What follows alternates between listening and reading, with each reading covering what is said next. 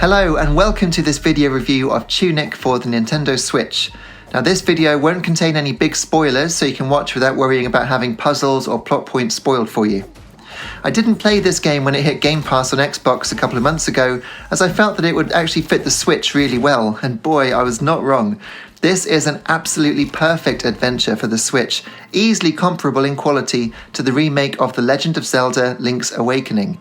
Like that game, the visuals here are cute and viewed from a slightly elevated perspective, but all the complaints that I've heard that it's just a Zelda ripoff are very, very wrong. Tunic is absolutely its own game, just with a heartfelt understanding of what made 90s adventure games so great.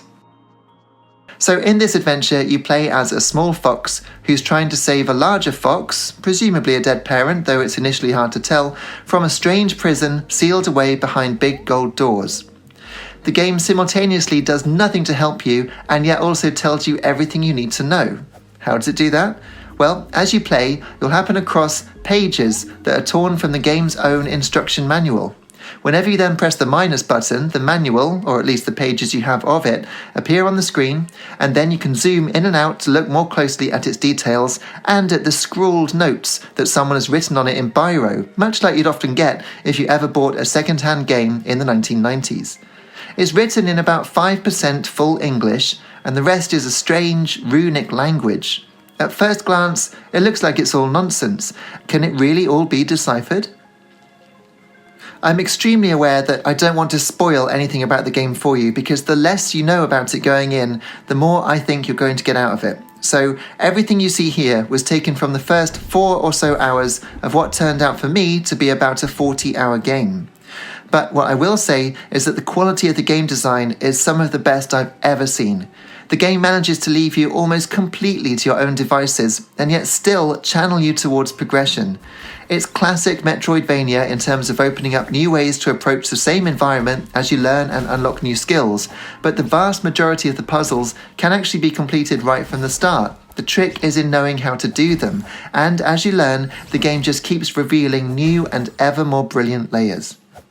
Indeed, it just keeps getting better as you play, and while I was a little lost for a few hours, because I'd literally been everywhere twice, or so I thought, the final quarter of the game has got some of the most rewarding gameplay I've ever experienced. The final puzzle in particular was just absolutely epic, and well, you can see my joy at completing it here. Yes! But besides its brilliance as a puzzler and the complex and yet organic feeling of the game world, what also really stood out to me is its atmosphere. The game is haunting at times, and just standing in the forest area with the dappled sunlight falling on the little fox's face while the incredible music bed does its thing is something I'll remember for a very long time. The music can start to grate just a little if you're stuck exploring one area for a half hour or so, but at those times I just turned it down until I'd done whatever I needed to do and then turned it back up again. The other thing I would say is that all the puzzles can be completed if you just think about them logically and try things that make sense. There's trial and error, but there's always logic to it. Now, I only consulted Google 3 times for the whole game, just to see if I was on the right track, and honestly, I wish I hadn't, because I was on the right track, and there's nothing here that can't be solved by thinking about it logically. And of course, the feeling of accomplishment that comes from successfully solving something that's had you stumped for an hour or maybe a day is just so good. On a technical level, the game is magnificent on Switch, which is surprising considering it's made with Unity, which is the same as Before We Leave that I reviewed on my channel recently. So Unity has actually handled the Switch hardware very well here, so maybe I need to start re-evaluating my own opinion of that engine when it comes to Nintendo's hybrid console.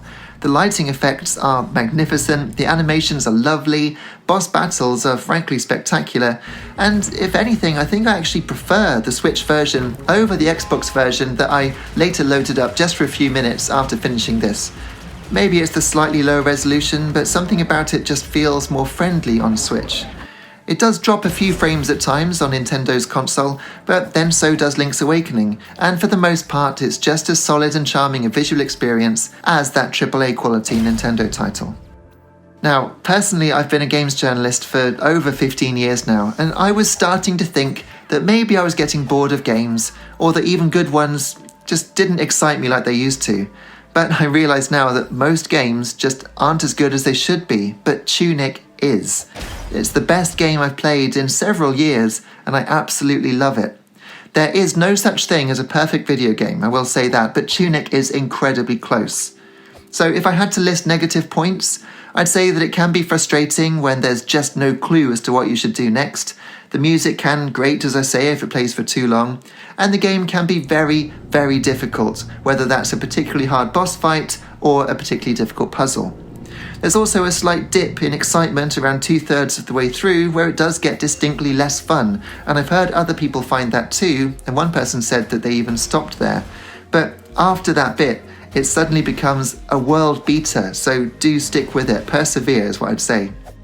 On the positive side, it's exquisitely designed, massively rewarding, looks and sounds fantastic whether on a handheld or on the TV when docked, and has one of the best, most rewarding final acts that I've ever seen in any media.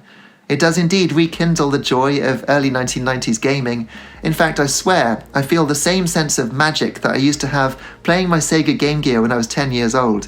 It's so strange, this technical marvel somehow feels like an 8-bit game from 1991.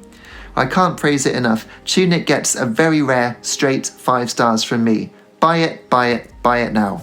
When you have bought it and finished the game yourself, please do have a look around the rest of my channel. I've got more games videos, music videos and more. Also, please hit like and subscribe, and I'll see you again soon. Cheers.